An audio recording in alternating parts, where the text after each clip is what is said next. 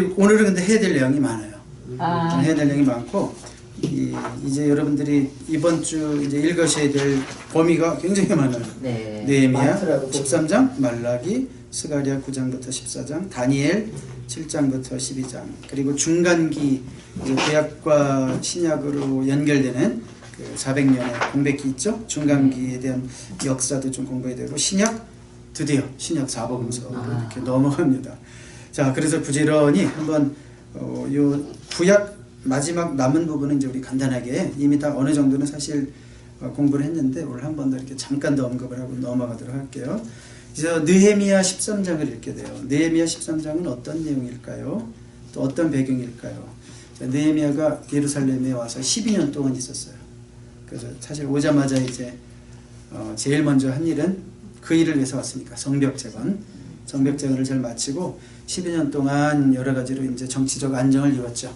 그리고 나서 이제 다시 자기 원래 일하던 직장 아닥사스다 왕 밑으로 수 맡은 관원이었으니까 이제 돌아갑니다. 그리고 나서 한 10년 지나서 다시 고국에 오는 거예요. 그게 바로 느헤미야 13장이에요. 10년 지나서 와보니까 너무 잘 살고 있으면 좋겠는데 다 그냥 원상복귀 돼버린 것처럼 완전 엉망이 돼버리고 하나님의 법이 다 무너진 상황 속에서 느헤미야가 뭘 했을까? 역시 또 개혁을 하는 거죠. 그때 막 분노하면서 성경을 좀 미리 읽어보신 분 뭐 아시겠지만 그때는 느헤미야가 좀 과격합니다. 개혁에. 그래서 몇 사람 잡아다가 막 때리고 머리털을 뽑고 그 굉장히 웃긴 얘기죠. 다 큰 성인을 때리고 머리털을 뽑고 막 이런 일들까지. 그러면서 이제 그동안 무너졌던 11조 생활을 다시 회복해라. 왜냐하면 11조 생활이 무너지니까 레위인들이 또 다 도망가고 이제 생활이 안 되니까. 그러면서 또 안식일도 안 지키고 이런 거 다 회복시키고, 또 무너진 가정, 이방인과의 결혼을 그렇게 경계했는데 또 이방인들을 만나서 결혼하고, 그때 이제 매를 드는 거죠. 그때 느헤미야가 분노해가지고 막 몇 사람 붙들고 머리털까지 뽑고 때리고. 자, 이것은 좀 유치하다라는 표현보다는 모든 개혁은 철저해야 되는구나 라는 것을 보여주는 상징으로 보면 되겠어요. 자, 그래서 이제 느헤미야가 이렇게 마지막으로 이때 개혁을 이루었던 것이 거의 이제 뭐 말라기랑 비슷한 시대라고 봐도 돼요. 그러니까 말라기가 느헤미야는 BC 444년부터 또 이제 뭐 개혁하고 10년 있다 돌아오니까 한 BC 한 420여 년까지. 그 다음에 말라기는 이제 언제부터 시작했는지는 정확하지 않지만 한 BC 415년까지 활동을 해요. 그러니까 예수님 오시기까지 한 400년 이상의 이제 공백기가 있는 것은 말라기가 마지막 구약의 선지자다라는 것을 알 수 있죠. 말라기의 배경도 마찬가지예요. 성벽 재건 후 이제 시간이 많이 지나서 해이해진 백성들, 하나님과의 사랑, 하나님과의 관계가 바싹바싹 말라갈 때 말라기를 보내신 거죠. 그러니까 그런데 왜 이렇게 말라기를 보면 백성들이 왜 이렇게 불평을 하고 막 반발을 하고 그래요. 보면. 그러니까 하나님 도대체 메시아는 언제 오시는 겁니까? 이런 구약 백성들의 그 소원이 있죠. 근데 사실 아직도 몇 년 더 기다려야 돼요. 우리가 다 알고 있으니까 400년 더 기다려야 되는데 메시아는 언제 오십니까? 그러니까 메시아가 오심에 지체되는 현상을 이건 하나님이 우리를 외면하시는 거야 막 이러면서 반발을 하기 시작했어요. 그래서 여러분 말라기 읽다 보시면 내가 너희를 사랑하였노라 막 이런 말씀이 있어요. 그러면 백성들이 뭐라고 그러냐면 언제 우리를 사랑하셨는데요? 막 이러면서 따지고 사사건건 대드는 이제 백성들의 모습을 여러분들이 보게 될 겁니다. 말라기의 가르침이 뭘까요? 여러분들이 쭉 읽어보시면 첫 1장 2장에서는 그 헌신 없는 예배를 드리고 있는, 뭐 예배를 드리긴 여전히 드려요. 습관이 있어가지고. 근데 헌신 없는 예배를 드리고 있는 백성들에게서 돌아와라. 이 백성들이 이렇게 제물을 갖다 바치는 걸 보니까 더러운 떡, 눈먼 희생제물, 병든 제물, 훔친 거, 흠 있는 거, 막 이런 것만 갖다 바치는 거예요. 그러니까 우리식으로 얘기하면 무슨 뜻이, 이게 어떻게 쓰다가 그냥 남은 거, 아이고 뭐 조금 남았는데 그냥 이번에는 헌금도 좀 하자, 뭐 이런 느낌이죠. 그러니까 하나님께 먼저 띄어서 바치고 드리고 그러는 게 아니라 다 쓰고 나서 남은 거, 찌꺼기, 이것도 한번 성전으로 가져가 볼까? 막 이런 분위기가 있었다는 거예요. 그건 헌신 없는 예배에서 돌아서야 된다. 그 헌신 없는 예배에서 돌아서기 위한 실천으로서 특별히 이제 11조를 많이 강조하죠. 그래서 여러분들 그 말라기 읽다 보시면 만군의 여호와 이르노라 온전한 11조를 그 드리라는 말씀이 나오잖아요. 왜 이렇게 말라기가 11조를 강조했을까? 여러분 이스라엘 공동체가 유지되는 데는 항상 11조가 같이 갔어요. 그 뭐 레위기에서도 민수기에서도 신명기에서도 계속 가르치죠. 그러니까 제사장 지파 레위인을 위해서 생활비로 쓰이는 거죠. 1차적으로. 그러니까 성전에서 봉사하는 자들. 우리식으로 말하면 오늘날의 어떤 뭐 교회를 섬기는 풀타임 사역자들. 그러니까 세상 직업을 갖고 섬기는 자들이 아니라 그러니까 예배당 중심으로 사는 자들, 주의 일을 위해서 전적으로 헌신한 자들. 그들의 생활비는 무엇으로 충당된다는 거예요?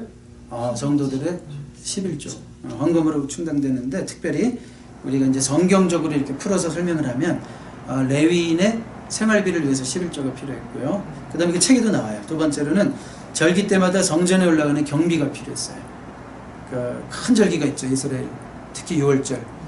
그게 올라가면서부터 돈이 들고 가서도 돈이 들고 가서 또 뭘 성전세도 내고 뭐도 내야 되고 갈 때마다, 그리고 재물도 잡아야 되고 페스티벌이죠. 뭐 같이 먹어야 되고 축제잖아요.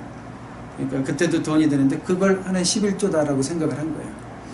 그래서 오늘날도 11조가 풍성하게 드려지는 교회는 왕성하게 활동이 가능한 거죠. 이런 막 절기 축제를 지키듯이 교회가 무슨 추수감사 행사를 한다. 돈이 들어야 안 들어요? 추수감사 행사를 한다. 떡이라도 마치려면 돈이 들어야 안 들어요? 뭐 그런 게 다 이렇게 헌금해서 충당된다. 그런 의미가 있고요. 또 한 가지는 이스라엘 백성들은 3년에 한 번씩 구제금으로서의 또 11조를 드렸어요. 구제금. 그래서 그때는 되게 크게 드렸어요. 그러니까 11조의 역할 중에 하나는 뭐예요? 구제금. 우리식으로 말하면 선교비, 구제비 이런 것들도 뭐 성경금을 따로 낼 필요가 없는 거죠. 우리가 성경적으로 뿌리를 추적해보면 11조만 다 교인들이 다 같이 내면 거기서 목회자 사례비도 드리고 교회 활동비도 쓰고 그렇죠? 행사비도 쓰고 선교비, 구제비 다 하고도 아마 남지 않을까요? 교회 렌트비도 내고 아니면 또 뭐 빚도 갚고 그 다음에 교육관도 짓고 학교도 짓고 다 하는 거예요. 그러니까 11조만 온전히 드려질 때 이 교회가 제대로 돌아간다 이거죠. 그래서 이스라엘 공동체가 유지되기 위해서는 11조는 절대적이었기 때문에 이렇게 늘 11조를 강조한다는 거예요. 그리고 말라기 한 가지 더 중요한 게 있죠. 마지막 성경이라고 그랬죠. 그러면 이제 누구를 예언하고 끝날까요? 누가 오심을 예언하고? 당연한 거죠. 예수님의 오심을 예언하면서 끝나는데 말라기의 특이한 점은 예수님 오시기 전에 엘리야가 올 거다. 예수님의 길을 예비하는 신약의 엘리야는 누구예요? 세례요한. 그렇죠? 엘리야가 올 것이다라고 하는 아주 그런 놀라운 예언을 하고 그런 예수님의 오심을 준비하는 엘리야, 세례요한과 이어서 메시아, 예수 그리스도가 오실 거다라고 이제 예언을 합니다. 그래서 여러분들이 그 말라기 그 마지막 4장 5절, 6절이 누가복음 1장 17절의 성취로 이어지는 거예요. 말라기 4장 5절, 6절 한번 같이 읽어봅니다. 시작. 보라 여호와의 크고 두려운 날이 되기 전에 내가 선지자 엘리야를 너에게 보내리니 그가 아버지의 마음을 자녀에게로 돌이키게 하고 자녀들의 마음을 그들의 아버지에게로 돌이키게 하리라. 돌이키지 아니하면 두렵건대 내가 와서 저주로 그 땅을 칠까 하노라 하시니라. 예, 여기 지금 엘리야를 먼저 보내시겠다 말씀하셨어요. 자, 예수님이 오시기 전에 엘리야가 와야 되니까 먼저 하는 거죠. 그리고 신약성경을 봐도 예수님보다 누가 먼저 기록이 돼 있어요. 누가 온 것이 세례요한이 온 게 먼저 기록돼 있죠. 1장 17절 읽어봅니다. 시작. 그가 또 엘리야의 신령과 능력으로 주 옆에 먼저 가서 아버지의 마음을 자식에게 거스르는 자를 의인의 슬기에 돌아오게 하고 주를 위하여 세운 백성을 준비하리라. 그러니까 이 세례요한이 왜 엘리야라는 말을 듣냐면 엘리야랑 비슷한 사람이다 생각돼요. 그 엘리야의 심령, 엘리야의 능력, 뭐 행색이나 광야에서 외치는 모습이나 그 엘리야가 이렇게 막 시내가에 숨어서 지내는 거는 이게 막 비슷한 거예요 다. 예, 그래서 또 엘리야가 하는 일처럼 백성들을 하나님께로 돌아오게 하는 일을 또 세례요한이 했다. 그런 의미에서 이렇게 예언의 말씀이 이어지고 있다는 거. 그래서 말라기는 구약성경의 마지막 책이에요. 좀 이제 구약성경 마쳤죠? 구약성경을 여러분들이 드디어 이번 주에 읽으시면서 야 구약 다 읽었다. 중간에 한번 박수 치게 될 거예요 아마. 근데 아직은 안 끝났어요. 여기서는 말라기 다음에 스가랴, 다니엘을 조금 더 봐요. 그래서 말라기 끝났다고 박수 치시면 안 되겠네요. 그렇죠? 스가랴를 왜 근데 여기서 조금 더 읽을까? 9장부터 14장까지 읽는 이유는 스가랴 후반부는 메시아에 관한 예언이기 때문에, 그러니까 메시아는 신약이니까 메시아에 관한 예언이기 때문에 일부러 이쪽으로 편집을 했어요. 특별히 메시아가 무엇을 타고 예루살렘 성으로 입성하실 것을 예언합니까? 나귀를 타고. 우리 먼저 읽어봐요. 스가랴 9장 9절 시작. 시온에 따라 크게 기뻐할지어다 예루살렘에 따라 즐거이 부를지어다. 오라 내 왕이 내게 임하시나니 그는 공의로우시며 구원을 베푸시며 겸손하여서 나귀를 타시나니 나귀의 작은 것 곧 나귀의 새끼니라.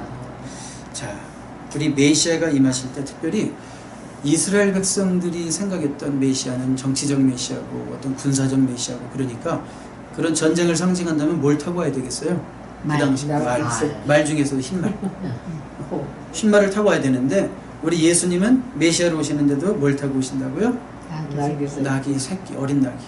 그러니까 뭐예요? 겸손의 왕으로 오실 거다. 이 세상을 막 무력으로 통치하는 메시아가 아니라 사랑으로 겸손으로 백성들을 구원하는 그런 고난의 종으로 오실 것이다라는 것을 스가랴를 통해서 또 예언하시는 거예요. 자, 그래서 여기서 읽는다라는 거고요. 그 다음에 또 이제 하나 더 읽어요. 다니엘 7장부터 12장까지를 왜 이번 주에 읽게 될까?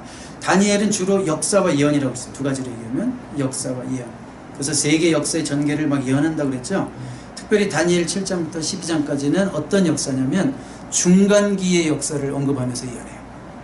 중간기라고 할 것 같으면 이제 말라기의 사역이 다 끝나고 BC 그 5세기 한 400년경부터 예수님 오실 때까지 400년.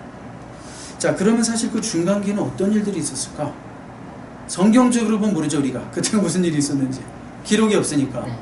근데 사실 세계 역사적으로 보면 굉장한 시기였죠. 왜냐하면 우리가 이제 페르시아까지 봤잖아요. 페르시아가 이제 서서히 내리막길을 걷는 시기예요. 그렇게 시작해요. 왜 그럴까요? 어느 제국이 있을까요? 그리스. 여러분 뭐 옛날에 수십 년 전에 혹시 뭐 학교 다닐 때 뭐 마라톤 전쟁이니 살라미스 해전이니 막 이런 전쟁들이 그 페르시아와 그리스와의 싸움이에요. 근데 그때 다 그리스가 이기죠.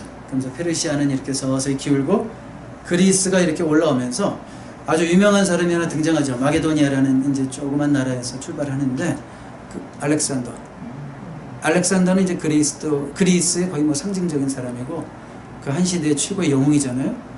그 사람이 BC 323년에 젊은 나이에 죽어요.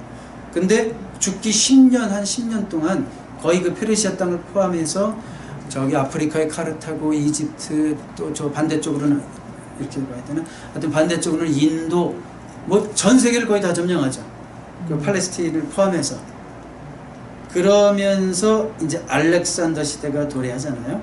그리고 알렉산더 다음에 또 알렉산더 사후에 그 부하들이 나라를 나눠 가지면서 셀루커스 왕조니 프톨레미 왕조니 이런 나라가 나오고, 예수님 당시 그 유대를 다스렸던 왕조가 바로 셀루커스 왕조 쪽이에요. 그러면서 거기서 헤롯이 분봉하게 돼가지고 이제 그 유대 지역을 다스리고, 그리고 예수님이 태어날 때쯤에 그 헤롯 때문에 잠깐 애굽으로 패신했다가 헤롯이 죽을 때 예수님이 이제 오시죠. 자, 그런 역사들이 막 이어진단 말이에요. 그 중간기가 거기까지 다 포함하는 거예요. 헤롯까지. 그리고 페르시아의 어떤 패망부터 헤롯까지. 그 시기에 알렉산더라는 걸출한 인물이 나올 것이다. 그리고 한 120년 지나서 이스라엘이 잠깐 독립하는 시기가 있어요. 마카비 혁명이라고, 그 성경엔 수전절이라고 나와요. 그런 역사, 그 마카비의 혁명, 그래서 성전이 더러워졌다가 다시 청결하게 되고 회복되고 이런 모든 역사들이 그런 예언이 있단 말이에요. 그게 BC 539년에 쓰여진 다니엘을 통해서 그런 중간기 역사가 예언이 된다는 거죠. 그래서 다니엘 7장부터 12장까지 특별히 여러분들이 읽다 보면 다니엘 11장은 완전히 그런 얘기예요. 알렉산더, 뭐 안티오쿠스 에피파네스가 성전을 더럽힌 사건, 이런 것들이 너무나 정말 놀라울 정도로 예언되고 있다는 거. 그래서 중간기 역사를 다루기 때문에 가장 그래도 좀 뭐랄까 가까운 시기잖아요. 그래서 다니엘을 그때 읽는다, 그렇게 생각하시면 되는 거예요. 그래서 그런 관점을 가지고 성경을 읽으시라, 그런 말씀입니다. 자, 그럼 이제 신구약 중간시대로 가볼까요? 여기 그림을 잠깐 보시면 이 말라기서가 구약의 마지막이고 신약의 이제 첫 우리가 이제 성경에서 보게 되는 순서로는 뭐가 제일 처음이에요? 신약. 마태, 마가, 누가, 요한이니까 일단은 그 마태복음이라고 꼭 쓸 필요는 없어요. 여기다가 사실은 더 많은 학자들은 신약 성경 중에서 복음서 중에서 제일 먼저 쓰였던 것은 마가복음일 것이다 이렇게 얘기하고, 또 성경 중에서 제일 빨리 쓰인 것은 야고보서나 갈라디아서나 데살로니가 전후서예요. 근데 어쨌든 마태복음이 예수님의 탄생을 다루니까 마태복음이라도 상관없죠. 말라기와 마태복음 사이에 몇 년의 침묵기가 있는 거예요? 400년이라는 침묵기가 있는데, 그럼 그때는 어떤 일들이 있었나? 여러분, 하나님이 가만히 계실 리는 없잖아요. 역사 가운데 우리가 이 시기를 뭐 보통 400 silent years를 해가지고 그냥 침묵기다, 하나님도 침묵하셨는가? 하나님은 침묵하신 게 아니죠. 그럼 하나님 뭘 하셨을까? 메시아가 오실 수 있는 길을 닦으셨던 기간이에요. 준비하셨던 기간. 그러니까 예수님이 오셔야 될 만한 상황을 만드시는 거죠. 복음이 전파됐을 때 그것이 전 세계로 복음이 나가기 위해서는 준비가 돼야 될 거 아니에요. 그래서 중간기에 있었던 변화 세 가지로, 첫 번째 언어의 통일, 두 번째 행정의 통일, 세 번째 회당의 치료. 자, 언어의 통일은 누구를 통해서 이루어진 거냐면 아까 알렉산더 얘기했죠. 알렉산더가 나라를 점령할 때마다 이 다 헬라 문화로 묶는 거예요. 그러기 위해서는 언어가 필요하잖아요. 한 가지 언어. 어떤 언어? 헬라어. 그리스어를 다 세계 공용으로 만드는 거예요. 정복한 모든 나라마다. 자, 여러분, 근데 예수님이 이제 오셔서 복음을 전파하고 신약 성경을 기록할 때 성경이 어떤 언어로 기록이 돼요? 헬라어로. 헬라어로 기록이 돼야지 세계 언어가 되죠. 히브리어로 만약에 신약 성경을 기록했다. 그럼 누가 읽어요? 유대 분파로 끝나죠. 그럼 기독교도. 그러니까 하나님께서는 언어를 먼저 준비시켜서 이제 그 복음의 기쁜 소식을 헬라어에 담게 하시는 거죠. 그래서 알렉산더는 열심히 그렇게 세계 정복하면서 어떻게 보면 하나님 일을 하는 거예요. 자기도 이런 식으로 언어를 통일시키면서. 그래서 복음 전파에 많은 기여를 하는 언어가 된다 이거죠. 그리고 행정의 통일이다. 이제 그리스 시대가 끝나고 어떤 시대가 와요? 로마 제국. 로마는 그 모든 나라들마다 다 도로로 연결시켜 버립니다. 통제하기 위해서. 뭐 로마인 이야기 이런 거 안 읽어봐도 우리가 다 상식적으로 아는 얘기잖아요. 그러니까 빨리 통제하기 위해서 모든 나라를 자기 어떤 그런 통제권에 두기 위해서 도로를 깨끗이 닦아요. 그러니까 모든 지배하는 나라들을 다 도로로 연결시켜놔요. 그 도로를 누가 사용하는 거야? 복음을 전하는 자들이 사용하는 거야, 나중에. 바울이 그 도로를 타고 막 이제 가는 거예요, 그냥. 물론 뭐 지중해를 타고 배를 타고도 가지만 그 뭐 소아시아 일대를 뭐 항상 배를 타고만 가나요? 이미 다 로마 제국 시대를 통해서 닦아져 있는 도로들 아니에요. 그걸 타고 가는 거예요, 바울은. 그 길로 가는 거예요, 복음을 전하러. 그러니까 하나님께서는 복음을 위해서 이 400년 동안에 이런 일들을 다 이루신 거고, 그 다음에 그 400년 동안에 또 이루어지는 것이 뭐냐면 회당. 회당이라는 게 뭐냐면 언제 생겼냐면, 여러분 그 이스라엘 백성들이 포로로 잡혀갔을 때 성전이 없죠. 이스라엘 백성들 그러면 어디 신앙 공동체가 없는 거예요. 모일 때가. 그래서 만든 게 뭐였어요? 회당이죠. 그래서 포로 생활 끝나고 돌아와서도 그 전통이 이어져 가지고요. 이제는 그 저 포로된 땅에도 있고 유대 사회에도 이제 회당이 생기고, 그러면서 전 세계적으로 회당이 생겨요. 그 흩어져 있는 디아스포라 땅에도 다 회당이 생겨요. 그래서 회당에서 매 모이는 거예요. 주일마다 모이고 시간마다 모이고 안식일에도 모이고. 자, 그런데 나중에 예수님이 복음을 어디서 전하시나요? 회당에서 전하시는 걸 보죠. 바울이 복음을 어디서 전해요? 회당에서 전하는 걸 보죠. 그러니까 복음 전파에 교두보 역할을 담당한다, 그런 얘기예요. 그러니까 중간기도 의미가 있었던 시간이었다라는 걸 우리가 알 수 있죠. 아, 하나님의 준비 기간이었구나라는 걸 알 수 있습니다. 중간기 시대에 형성된 정치적 파당, 종교적 세력들. 여러분들이 신약 성경을 읽다 보면 사두개파, 바리새파 많이 보죠. 뭐 SNF파, 열심당 이런 거 이렇게 많이 부각되지는 않지만 그래도 가끔 볼 수 있고. 자, 그런데 이런 것들이 다 언제 형성됐을까? 다 그때 형성된 거죠, 이제. 그래서 여러분들이 사두개파 그러면 어떻게 알고 있어요? 사두개파 사도계파는요, 여러분 다윗 시대에 다윗이 세운 제사장 가운데 사독이라고 있죠. 사독. 기억이 안 나실 수도 있겠지만 사독의 후예들을 자처하는 자들인데 대제사장 그룹이죠. 근데 이들이 나중엔 정치적으로 변질이 돼요. 그래서 그냥 로마 정권에 붙어서 아부하면서 그냥 세속적으로 살아가는 자들이 사두개인들이다 생각하시면 되고, 바리새파는 누구예요? 여러분들 바리새파 그러면 뭐가 생각나요? 바리새파, 바리새인 그러면 형식, 외식, 유대인, 정통 유대인, 율법주의자, 뭐 또 어떤 느낌이 들어요? 바리새파. 하여튼 좋은 느낌 아니죠. 목사님들. 목사님 조금 율법에 얽매 있는 목사님들. 율법주의자. 근데 이제 바리새파는 언제 출발하냐면 여러분 그 BC 167년에 아까 마카비 혁명 제가 잠깐 얘기했죠. 그 이스라엘이 잠깐 독립을 했어요.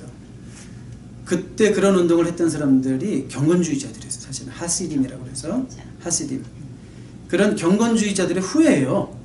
그러니까 처음에는 우리가 지금 세상이 막 헬라화되고 있어요. 헬라. 그리스가 세상을 정복하고 알렉산더가 죽은 다음부터 그걸 이제 헬레니즘 사회라고 그러는데 자꾸 헬라 문화가 막 유대 사회에 들어오고 이러는 걸 싫어했던 자들. 우리 이런 거에 영향받으면 안 돼. 영향받으면 안 돼. 이러면서 좋게 출발한 자들이 하시딤이에요. 하시딤. 그래서 그런 어떤 분리주의자들, 경건주의자들, 엄격하게 우린 율법을 지키고 하나님 뜻대로 살아야 돼. 그들의 후예예요, 사실은. 그러니까 뭐 출발이 나쁜 사람들은 아니죠. 근데 나중에는 이제 형식만 남고 율법주의자가 돼서 예수님께 아주 그냥 매일 혼나는 그런 자들이 바리새인들이 됐고요. SNF파도 이 바리새파처럼 경건주의자들인데 이 사람들은 이 싸우기보다는 그냥 도망가서 분리해버리는 거예요. 우리 산에 가서 우리 경건을 유지하자. 세례요한이 광야에서 막 영성을 닦듯이 처음에는 세례요한도 SNF파 출신이다. 뭐 이런 말도 있긴 있어요. 그 다음에 열심당은 뭐냐? 아니다. 개혁은 그렇게 숨어 있으면 안 된다. 행동을 해야 돼. 그래서 어떤 저 로마의 앞제비들 어떻게 하면 죽일까? 막 혁명을 일삼던 그런 자들이 열심당이에요. 뭐 예수님 제자 중에 시몬이 그런 열심당 출신이 아니었을까? 뭐 이런 추측도 합니다. 그래서 여러분들 이렇게 그림으로 잠깐 보시면 사두개인은 합리주의자. 뭐 제사장 일이 별별 없으니까 하나님의 사명은 망각하고 돈이나 벌자. 그래서 로마 정권과 결탁한. 바리새인은 처음에는 경건주의자로 출발했지만 율법주의자가 됐고요. 서기관, 성경을 막 옮겨 이루는 사람들, 전통주의자. 헤롯당, 현상유지파. 열심당, 정치적 행동주의자. SNF파, 경건주의자들이긴 하지만 고립을 통해서 이루었던 고립주의자, 이렇게 말할 수 있어요. 자, 이런 얘기들을 우리가 왜 이 중간기 공부를 해야 되는가? 신약 성경에서 우리가 계속 봐야 되는데 도대체 어떤 성격을 가지고 있는 사람들이고 어떤 유래를 가지고 있는 사람들이 등장하는 건가? 그걸 알기 위해서 우리가 잠깐 이렇게 공부할 필요가 있었던 것입니다. 자, 그러면 이제 드디어 신약입니다. 자, 신약인데 우리 한번 신약을 제가 이렇게 책을 보니까 이게 너무 많아요. 여러분 페이지가 이번 주 읽어드릴 내용이 414페이지부터 461페이지까지예요. 너무 많아요. 신약 들어가면 끝인 것 같더라고요. 기분이. 신약 들어가면 끝이라는 느낌도 좀 받는 게 신약은 그래도 우리가 내용상 크게 어렵지는 않잖아요. 특히 복음서는 여러분들이 다 어느 정도 알고 있고 또 분량은 272장밖에 안 되잖아요. 969장에 비해 훨씬 적은데 작은데 이 책은 설명을 또 신약에 너무 길게 할애했어요. 그래서 여러분들이 책을 또 많이 읽어야 되고 그 다음 일단은 뭐 좀 이거를 제가 뭐 전체를 다 설교하려면 신약은 그 문단 다 내용을 설명이 되기 때문에 너무 이건 길어질 것 같아서 제가 다 설교를 할 수는 없고 대략 어떤 흐름인지를 이제 여러분 오늘 진도에 맞춰서 흐름을 좀 살펴보겠는데 먼저 주제별로 본 신약 성경 여기 잠깐 보세요. 주제별로 본 신약 성경. 신약 성경을 셋으로 주제별로 나누면 역사서, 체험서, 예언서 이렇게 나눌 수 있죠. 자, 역사서는 여러분들 뭐 다 잘 아시다시피 마태, 마가, 누가, 요한복음. 누구 역사라고 책에 그랬어요? 다 있어요. 책에 요거는 책이 없는데 책에는 또 다른 비슷한 분류표가 하나 있을 거예요. 네, 분류표가 하나 있을 거고. 그래서 그리스도의 역사가 사복음서고 그 다음에 교회 초대교회 역사를 다룬 책이 뭐예요? 행전. 사도행전.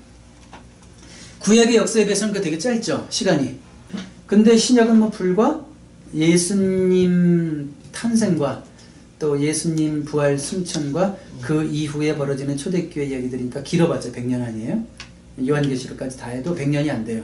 그 90년 안의 역사인데 그 안에 그 역사를 담고 있는 것이 사도행전까지고, 그 다음에 체험서라고 그랬어요. 로마서부터 유다서라고 돼 있는데 전부 다 서신이에요. 편지. 근데 왜 편지를 체험서라고 그랬을까? 개인적이다, 현재적이다. 교회 상황에 맞는 어떤 사도 바울, 주로 사도 바울의 대응, 그 저자들의 대응, 그 교회 현장에서 벌어지는 문제, 갈라디아의 지역에 문제가 있으면 갈라디아서가 그 은혜의 복음을 버리고 막 율법으로 돌아가려고 할 때 너희들이 은혜로 시작했다가 율법으로 마치겠느냐? 막 이런 어떤 대응으로서 주어지는 어떤 하나의 관계 속에서 벌어진 일들이잖아요. 하나님 그런 모든 상황들을 사용하셔서 그런 체험들을 통해서 이렇게 하나님의 뜻을 전달하셨기 때문에 체험서라고 그랬고, 그 다음에 예언서가 한 권 있어요. 구약에는 많이 있지만 신약에는 한 권, 오직 요한계시록. 그래서 성경은 오실 예수님, 다시 오실 예수님이다, 이런 말을 하잖아요. 우리가 구약은 오실 예수님, 그리고 신약은 다시 오실 예수님. 근데 그 부분을 특별히 다루는 책이 요한계시록이다 라는 것을 우리가 알 수 있죠. 그래서 여러분들이 이런 흐름을 이런 그 구조를 알고 하시는 게 좋을 것 같아요. 이제 이 여러분들이 교재를 보면 이게 연대기적으로도 재배를 했잖아요. 그래서 마태복음, 마가복음, 누가복음, 요한복음을 연대기적으로 연대기적으로 막 이렇게 재배를 해놓으니까 정신이 하나도 없어요. 읽은 얘기 또 읽고, 읽은 얘기 또 읽고, 읽은 얘기 또 읽는 것 같고, 막 좀 사실은 이 교재가 너무 좋지만 이 부분에서는 약간 한계에 부딪혀요. 왜냐하면 복음서를 이런 식으로 연대기적으로 재배하면 좀 무리가 따라요. 왜냐하면 이 복음서대로 마태복음은 마태복음대로의 그 스토리라인보다 사실은 그 메시지 라인이 더 중요한 거거든요. 마태복음의 강조라든지 그 마태복음이라는 전체를 통해서 주시는 메시지가 큰데, 이거를 마태, 마가, 누가 연을 짜게 가지고 막 이렇게 흘러가니까 막 내용도 복잡한 것 같고 좀 정신이 없기도 해요. 그래서 제가 가끔씩 이렇게 메시지를 좀 더 이렇게 강조하는 얘기들을 좀 할게요. 일단 들어가 볼게요. 왜 복음서가 4개나 필요한가?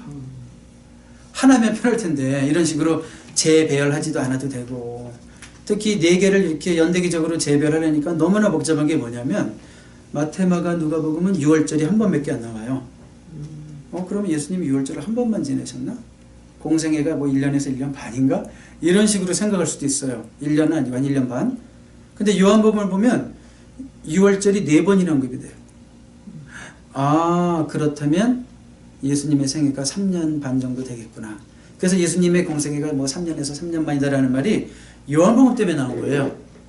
그러니까 이게 공간복음만 있었다면 우리는 예수님의 역사를 축소시킬 뻔했죠. 근데 요한복음은 보충적 의미가 있구나. 그러니까 이 마태, 마가, 누가가 다루지 못한 기사들도 다루기도 하고, 또 이런 6월절 미스한 것들을 그냥 다 실어버리다 보니까 예수님의 공생애가 이렇게 길어지는구나, 이런 식으로 그렇게 힘들다는 거예요. 요한복음은 3년 반, 마태복음은 1년 반, 이러니까 이거를 막 이렇게 섞어가지고 재배를 하려니까, 여기 뭐 올빌 다니엘인가 이런 학자가 분리해 놓은 것을 이 교재가 따른다라고 얘기를 했는데 조금 어려움은 있어요. 그럼에도 불구하고 왜 복음서가 4개일까? 하나면 좋겠구만. 어떻게 배우셨어요? 왜 복음서가 4개나 필요할까? 왜 하나님이 섭리 가운데 복음서를 4개나 허락하셨을까? 어떻게 배우셨어요? 하나가 좋아요? 4개가 좋아요? 네? 각자의 의견이 다 그래요. 있으니까. 네. 각자의 묘사가 틀리죠. 예수님에 대한. 그러니까 이것을 그렇게 생각하시면 되죠. 아마 그런 설명 들어보셨을 거예요. 사진을 찍을 때 권사님의 정면을 딱 한 번만 찍는 거와 권사님의 정면과 옆모습, 윗모습, 또 멀리서 뭐 이런 식으로 4번을 찍는 거와 권사님에 대해서 한 번 찍는 거와 4번 찍는 거 중에 권사님을 어떤 게 더 정확하게 묘사할까요? 네, 당연히 4번을 찍는 게 더 정확하게 묘사하겠죠. 그러니까 마태는 마태대로 예수님의 강조점이 틀리고, 마가는 마가대로, 누가는 누가대로, 요한은 요한대로 강조점이 틀리기 때문에 더 예수님이 정확하게 묘사될 수 있다라는 그런 것을, 그래서 우리가 서로 보완하면서 이 각각의 관점으로 기록된 복음서를 통해서 더 풍성한 그 예수님의 역사를 우리가 알 수 있는 겁니다. 여러분 교재에 나와요. 요 그림은 아까 교재. 그래서 여기 이제 마태, 마가, 누가, 요한 예수님의 모습이 왕, 종, 인자, 하나님, 또 그리고 저자의 특징, 강조점, 원독자, 뭐 족보가 있느냐 없느냐 막 여러 가지 설명이 쭉 나와 있는데 한 번 읽는 데는 5분 걸리겠죠? 그리고 읽는다고 외워지진 않을 거지만 중요한 것은 강조점이 틀리다. 그래서 책 읽으실 때도 한번 여러분들이 점검하시고 간단하게 한 가지 그림만 보세요. 일단 마태복음은 예수님을 누구로 묘사하는가? 왕으로. 유대인의 왕. 그냥 왕이 아니라 유대인의 왕. 그러니까 유대인의 왕은 메시아를 말하는 거예요. 그래서 구약의 성취로서의 메시아 왕. 그래서 여러분들이 마태복음을 읽으면 구약 인용이 100번이 넘어요. 그러면 유대인들이 볼 때 이해가 팍팍 가겠죠. 우리가 기다리던 메시아구나 이분이. 그러면 독자도 처음 독자는 유대인이었다는 걸 알 수 있겠죠. 유대인들을 위해서 쓰여진 복음서다 라는 것도 알 수 있겠죠. 그리고 성경 66권이 만들어질 때 신약을 마가가 사실은 조금 더 빨리 쓰여졌을 가능성이 높음에도 불구하고 마태를 제일 앞에 배치한 이유가 뭘까? 구약과 신약을 연결하는 다리라고 생각한다면 구약의 성취로서의 책인 마태복음이 마태복음이 더 어리겠죠. 이게 이제 이런 거 이제 막 신학 공부할 때 하는 공부들이 이런 게. 그러니까 이래서 마태복음이 먼저 앞에 왔구나. 그렇지만 저작 연대로 보면 마가복음이 더 앞일 수 있다. 그래서 마태복음은 이스라엘의 그 메시아, 성취된 메시아, 왕으로서 예수님을 묘사하고, 근데 마가복음은 종으로서, 근데 종인데도 이것은 막 움직이고 부지런히 일하시고 활동하시고 희생하시는 종. 이게 독자가 로마인이에요. 로마인들은 행동하는 사람들이에요. 그래서 로마인들에게 행동하는 종 예수를 보라, 이런 의미가 있어서 그 종의 이미지가 강조되는 거고, 누가복음은 헬라인들에게 쓰여진 거예요. 헬라인들은 인간성을 추구하는 사람들이기 때문에 참 인간으로서의 예수님도 봐라. 그래서 그 예수님의 인간적인 모습들이 많이 좀 부각이 되죠. 그래서 약자들을 배려하시는 예수님, 이게 제일 많이 나와요. 선한 사마리아인의 비유라든지 여인들에 대한 배려라든지 어린아이들에 대한 관심이라든지 그 당시 약자층들에 대한 어떤 예수님의 마음, 이런 것들이 잘 나와요. 사람들이 멸시하는 삭개오를 영접하는 모습이라든지, 이게 누가복음에만 나오거든요. 사복음서에 다 나오는 것도 있지만 어떤 거는 누가복음에만 나와요. 어떤 거는 또 요한복음에만 나오고. 그래서 인간의 그 모습도 가지고 계신 fullest man, 그 그리스인들이 생각하는 가장 이상적인 인간으로서의 예수님도 부각하는 거고, 요한복음은요 예수님의 신성을 강조하는 거예요. 예수님의 신성, 하나님이신 예수님의 또 신성을 초점을 맞춰서 강조하고 있다는 거예요. 그러니까 이렇게 봐야지 예수님을 우리가 분명하게 보는 거죠. 어디 그냥 마가복음 하나 딱 찍어놓고 예수님은 열심히 움직이시는 종이야, 이거로 예수님을 묘사하면 완전하지가 않죠. 그러니까 이 사복음서를 통해서 예수님의 온전한 모습을 우리가 볼 수 있다, 그런 얘기예요. 그래서 우리가 이래서 사복음서를 읽는다는 거예요. 이제 사복음서를 여러분들이 이제 본격적으로 읽게 되는데 69일부터예요. 오늘이 그 교재로 보면 69일차. 그래서 69일부터 76일까지 복음서를 이제 다 읽을 거예요. 한 3주 정도는 우리가 복음서를 계속 읽는다 생각하시면 돼요.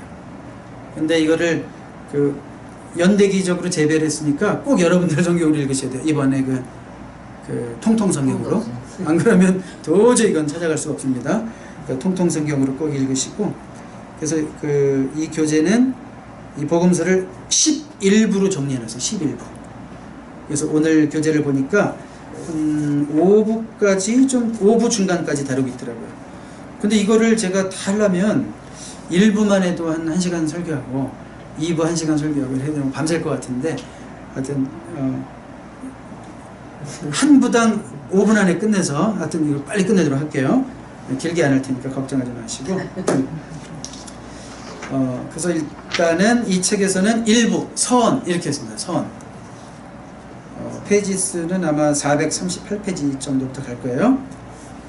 서론이죠. 서론으로 누가복음의 헌정, 예수님의 선제성, 예수님의 인간 족보.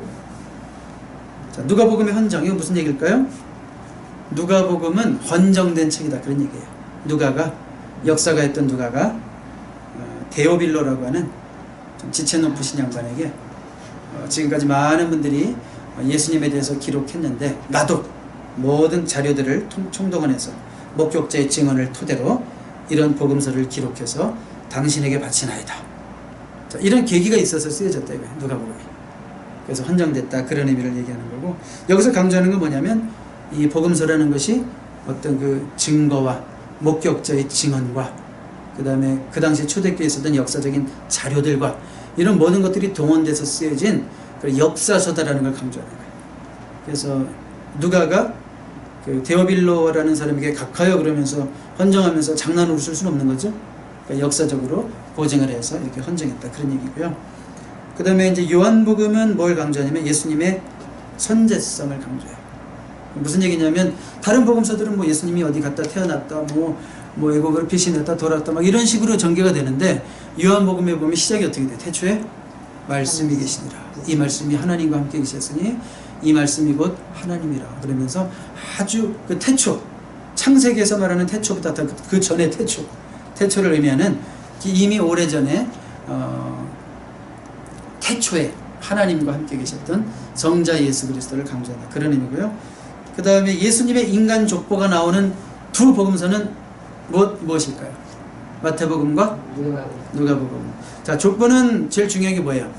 그 마지막이 누구냐를 얘기하고 싶은 거죠. 그런 뿌리 속에서 이런 예언의 성취로서 누가 오시느냐를 강조하기 위해서 바로 이렇게 예언된 자가 오셨다.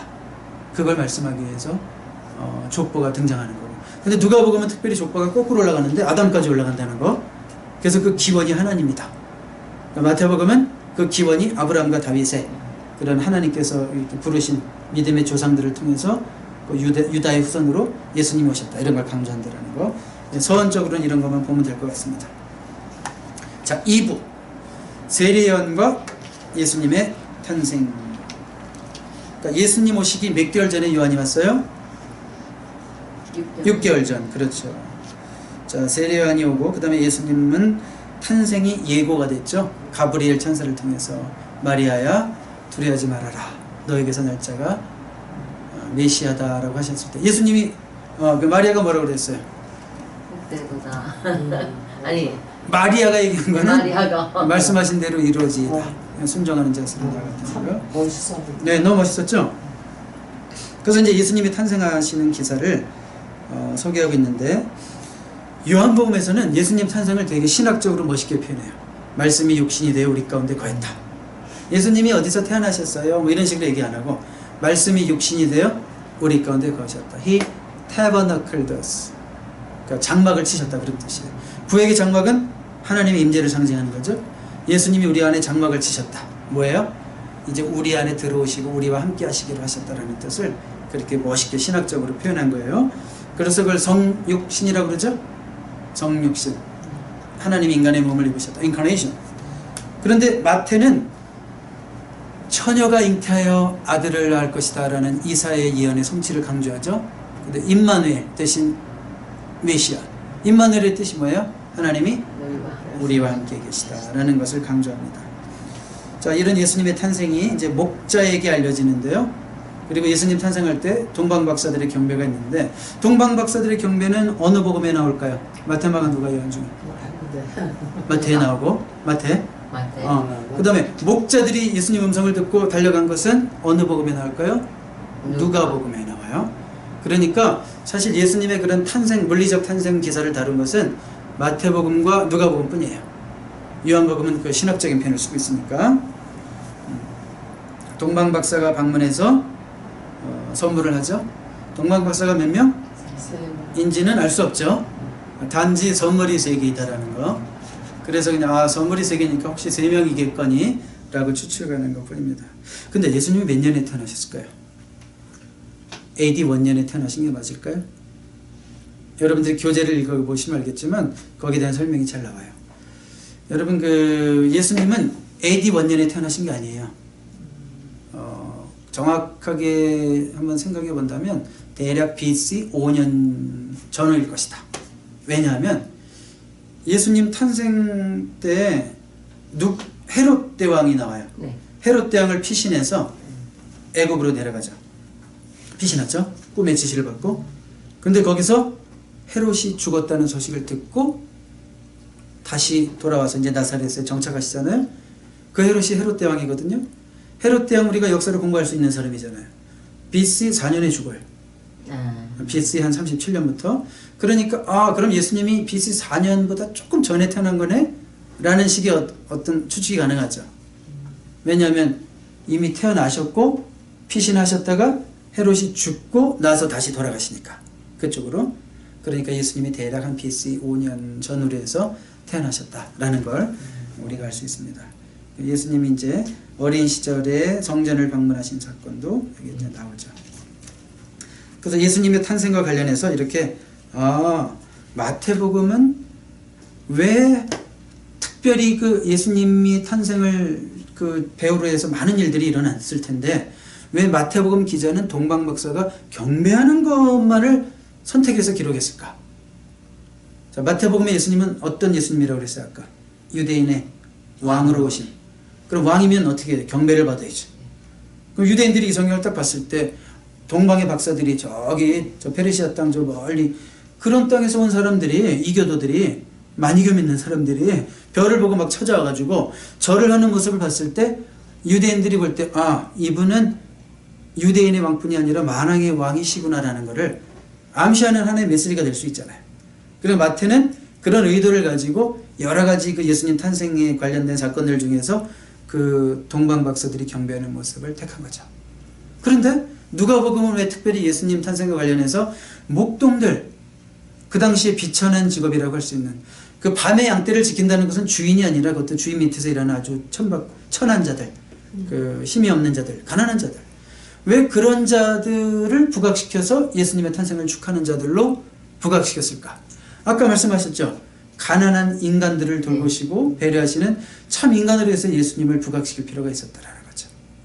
그래서 여러분들이 이런 신학적인 이해를 좀 하고 나면 성경을 보는 눈이 조금 문자적인 데서 벗어나서 또 깊어질 수 있는 거예요.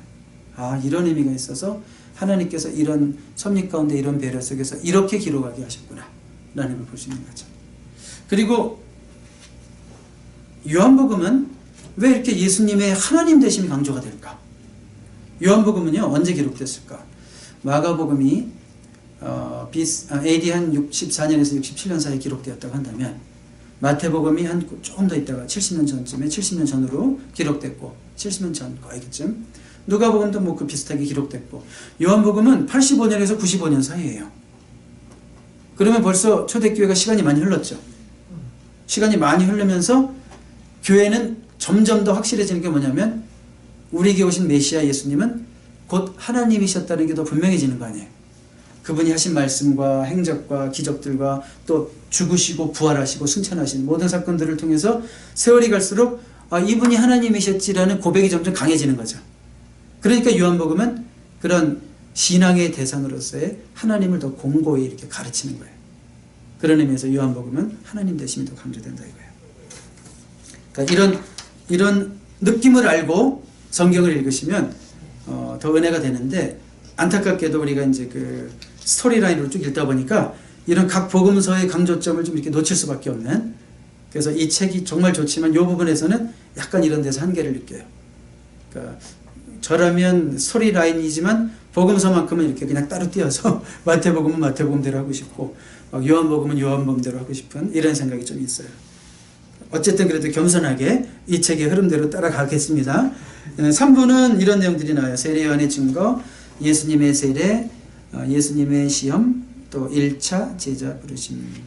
자, 여러분들이 다 아는 내용인데 특별히 예수님이 시험을 무엇으로 이기셨습니까? 성경 퀴즈 드릴게요. 네, 말씀으로 이기셨죠. 특별히 어디서 나오는 말씀이에요? 그게 다 인용된 말씀이. 돌로 떡이 되게 봐라 그랬을 때 사람이 떡으로만 살 게 아니라 하나님의 입에서 나오는 말씀으로 사는 것이다 했을 때 다 신명기의 말씀을 인용하시죠. 그러니까 예수님도 이 구약의 말씀과 친숙하셨다는 걸 우리가 알 수 있고, 이 책에서도 이제 그런 강조가 많이 있는데 단지 뭐 시험을 이겼다라는 게 그냥 뭐 시험을 극복했다가 아니라 하나님 나라 회복을 위한 영적 싸움에서 이겼다. 이 책의 중요한 관점이죠. 하나님 나라 회복의 관점. 그래서 시험을 이겼다는 것은 무엇의 회복을 의미합니까? 그러면 여러분 뭐라고 얘기돼요? 하나님 나라가 회복되었다. 그러니까 하나님의 통치를 에덴 동산 이후로 우리가 뺏기기 시작했어요. 그렇죠? 그러니까 하나님이 통치해야 될 그 땅에 사단이 들어와서 하나님이 통치해야 될 우리 마음에 사단이 들어왔어요. 근데 이제는 다시 우리가 시험을 이겼을 때 사단의 통치가 물러가고 하나님의 통치가 우리 안에서 이루어지는 거죠. 그런 의미에서 사단의 시험을 하나님 나라 회복을 위한 영적 싸움으로 이해할 수 있다. 그런 얘기입니다. 자, 그 다음에 4부 예수님의 갈릴리, 유대, 사마리아 사역. 여기도 여러 가지 사건들이 기록되고 있죠. 가나 혼인잔치, 니고데모, 세례요한의 충성심, 세례요한의 잡힘과 유대를 떠나시는 예수님, 예수님과 사마리아 여인. 자, 다 아는 내용이죠. 몰라도 모르면 모르신다고 하시고 알면 끄덕끄덕 하시고. 네, 아는 내용이었죠. 아는 내용이라는 많이 들었어요. 가나 혼인잔치는 특별히 요한복음에만 기록되어 있는 예수님의 첫 번째 기적. 요한복음은요 기적이 많이 없어요. 마가복음 같은 데 보면 거의 막 예수님 기적으로 행하시고 또 기적으로 행하시고 막 또 옮겨서 또 기적 막 계속 나오잖아요. 로마인들을 향해서 그렇게 썼는데 요한복음은 이제는 세월이 많이 흘러서 선별된 기적만 기록하고 있어요. 선별된 기적. 이 책에서 8가지라고도 하고 어디선 7가지라고 하는데 그 중에 제일 첫 번째 기적이 이제 가나의 혼인잔치 기적입니다.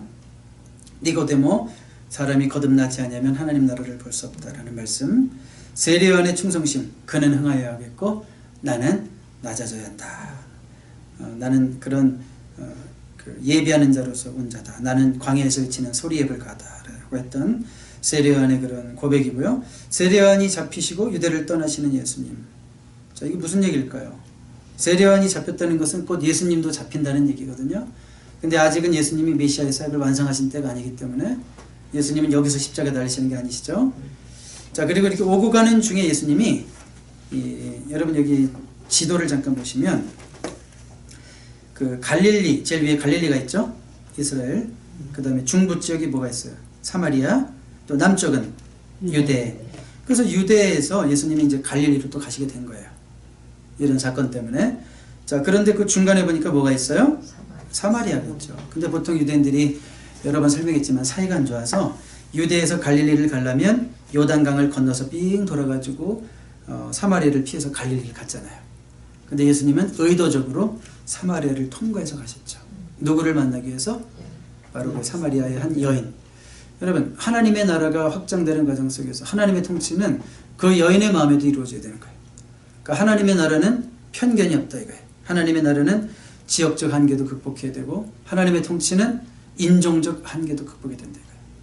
그래서 예수님은 친히 그런 하나님의 역사를 이루어 가시는 과정 속에서 그런 유대인들의 편견을 무너뜨리시고 이런 사마리아를 통과하시면서 이런 일들을 감행하시는 것을 우리가 볼 수 있습니다. 그러니까 하나님 나라의 확장, 하나님의 통치의 어떤 그 발전 과정, 그 성취, 이런 관점에서 우리가 신약 성경을 읽으면 되게 아주 흥미진진해요. 예수님 바로 하나님 나라를 위해서 오셨고요. 그 다음에 5부 예수님의 갈릴리 대사역 이렇게 되어 있습니다. 이제 갈릴리에 오셔서 갈릴리 또 한번 크게 사역을 하시는데 이때 비로소 예수님의 첫 메시지가 선포됩니다. 회개하라.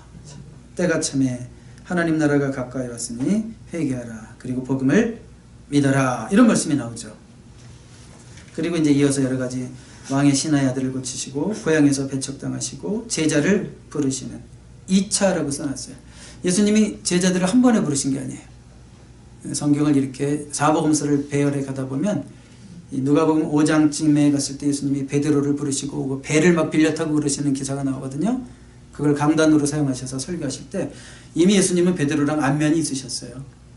1차 부르심 때 잠깐. 그때는 근데 베드로가 결단하지 못했지만 이때 결단하죠.